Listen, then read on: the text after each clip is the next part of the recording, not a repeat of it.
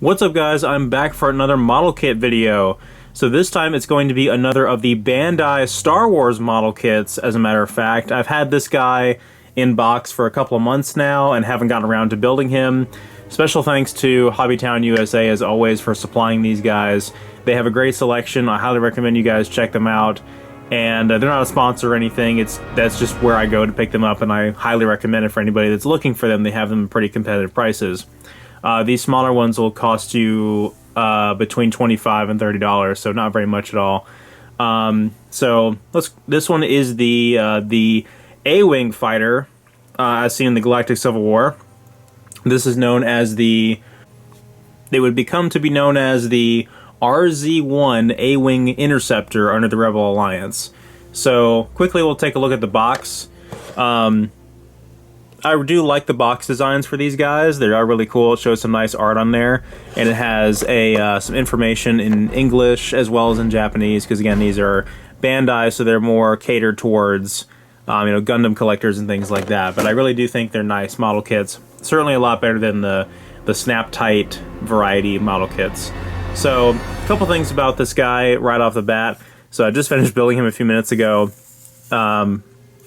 Really quite nice. I do like the way it turned out, but a couple things that I don't necessarily care for is the color scheme.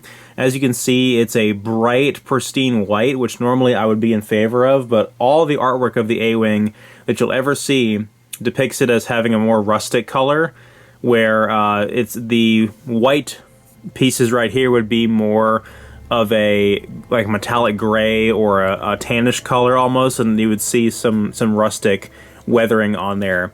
No such weathering is provided with the model kit. I'm going to take him off of the stand really quick so we can move him around and see all the nice little details. The build quality with this was pretty good. It was very, very easy to build, just like the previous one that I showed off. One thing I can definitely compliment on this model is how nice everything fits together, and how the ship is very sleek and seamless, and everything fits together perfectly. You can't see any of the gaps or separation in any of the pieces. Everything fits together very nice and tight, as if it was just molded together that way, as if it was never an individual model at all. So very, very, very, very well made model, as per usual with Bandai. So to talk about this ship itself, the RZ1 A-Wing is obviously a small interceptor type fighter used heavily by the Rebel Alliance in the Galactic Civil War era of Star Wars, and they were supposed to counteract the TIE Interceptor. And they actually did a very good job of that, because these guys had shields, whereas the TIE Interceptors did not, and they had, as you can see, very big engines on the back for such a small fighter, and they are quite small. As you can see, this is a 1/72nd scale model, but it's really, really tiny. Like, it just fits in the palm of my hand, essentially. So, very different design, almost very non-Star Wars when you compare it to some of the other designs like the X-Wing, which are a little bit more rustic looking. It looks very sleek. It's perfectly symmetrical in every single way. It only has occupancy for a pilot, and I think it can have an astromech droid, if I'm not mistaken. I'm sure someone will correct me on that. But yeah, one pilot is all it can have. It's not capable of, I don't believe it's capable of hyperdrive.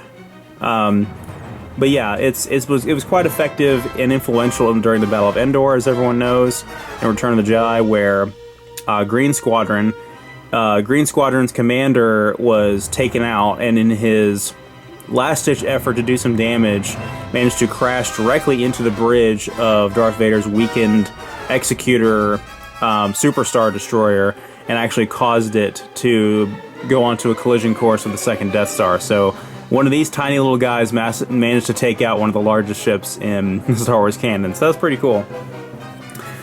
So he does have the base, as I showed off before. We'll go ahead and reattach that. A couple other things came with this kit that I'll be showing off.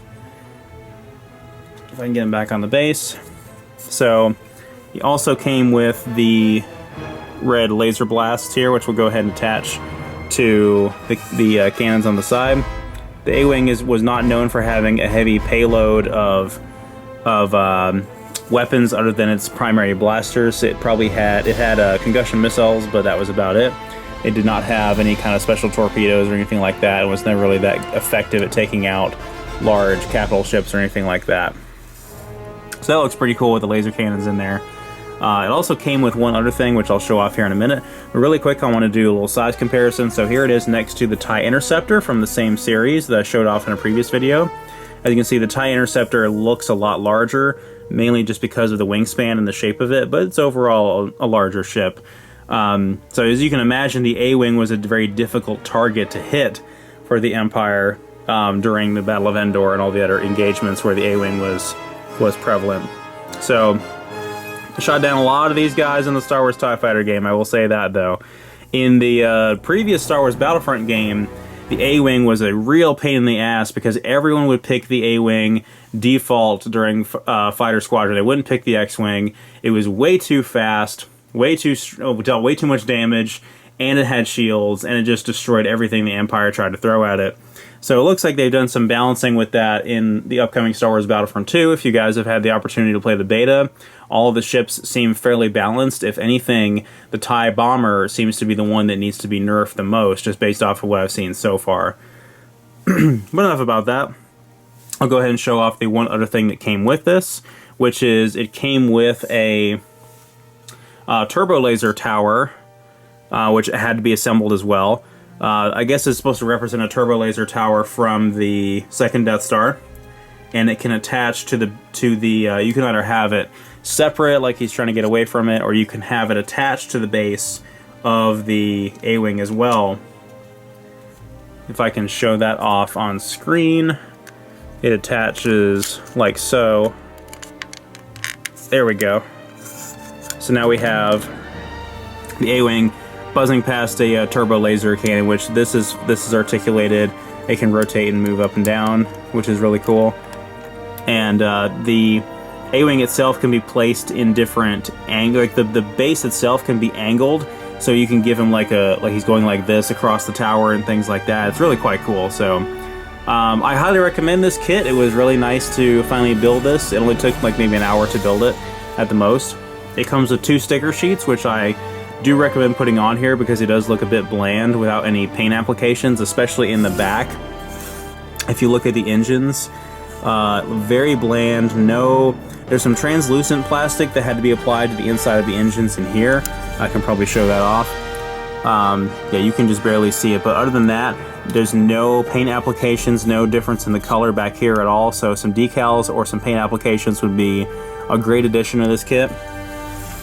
Like I said, there are two sticker sheets that came with it. There is a regular, or 2 decal sheets, I should say, one of which being a sticker sheet, and the other of which being a water decal sheet. So obviously the water decals are going to be a little bit more quality, but you may not be able to remove them as easily if you make a mistake. So maybe have a dry run with the stickers and then go back through again with the water decals to give it your final look. So that's about all I have to say for this video. The next model kit video is probably going to be another Zoids one. Probably, you can just barely see him looming in the background there, the Dark Spiner and the Killer Dome. So we'll be doing that guy next, probably. But I do plan to get quite a few more of these Bandai Star Wars kits. Definitely the X-Wing, the standard TIE Fighter, the Y-Wing. I think they have a TIE Bomber. I'm not sure. I may get a First Order TIE Fighter as well. We'll see. Alright, thank you guys so much.